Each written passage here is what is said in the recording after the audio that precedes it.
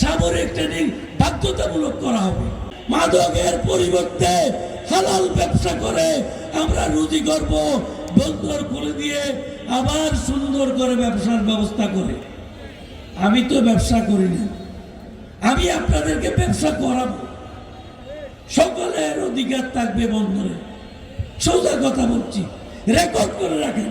খারাপ ব্যবসা বাদ দিয়ে ভালো ব্যবসা করার জন্য আমি ইনভাইট করছি আপনাদের সকলকে।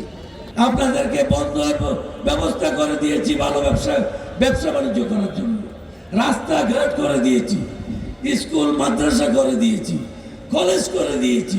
তাইলে এগুলি মানুষের উপকারের জন্য বিএনপি কাজ করেছে।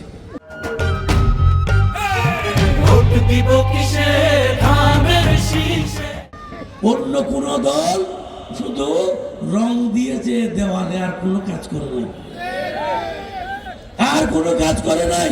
এই টেকনাফের যুব সমাজকে ভবিষ্যতে আমরা দক্ষ তরুণদেরকে দক্ষ করে তুলব, যাতে উপযুক্ত চাকরি পায়, বেশি বেতনে চাকরি পায়। এই টেকনাফের মহিলাদেরকে দক্ষ মহিলা সৃষ্টি করে চাকরির জন্য ব্যবস্থা করব।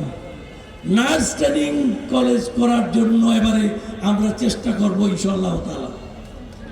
আপনারা বলেছেন এই টেকনাফের পৌরসভা এটাকে একটি বাংলাদেশের আধুনিক পৌরসভায় রূপান্তর করা হবে। পৌরসভাকে একটি পর্যটন মাধ্যম।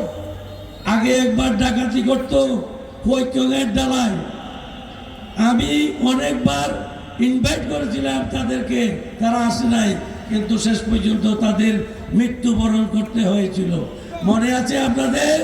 কৈকঙের মানুষ।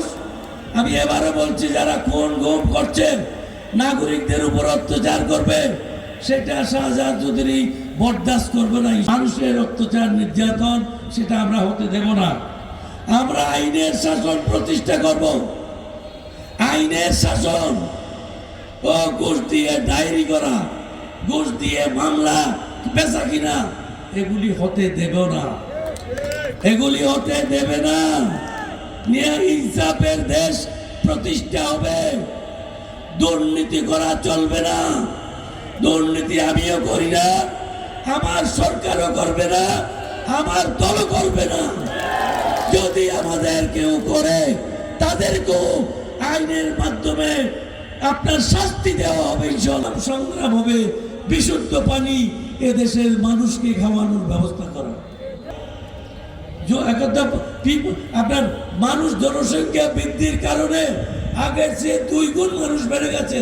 আমাদের প্রাইমারি স্কুল লাগবে, আমাদের স্কুল আরো প্রতিষ্ঠা করতে হবে। আমরা সমুদ্র সৈকতের মধ্যে একটি ট্যুরিজম থানা প্রতিষ্ঠা করব। পুকিয়া এবং টেকনাফের মাঝে 2 ইউনিয়নকে নিয়ে একটা টুরিস্ট পুলিশ থানা প্রতিষ্ঠা করা হবে, যাতে আইন শৃঙ্খলা ঠিক থাকে। এদেশকে মজবুত করে ধরে রাখার জন্য সমস্ত স্কুল মাদ্রাসার বিএমসিসি ট্রেনিং এর মাধ্যমে সামরিক ট্রেনিং বাধ্যতামূলক করা হবে।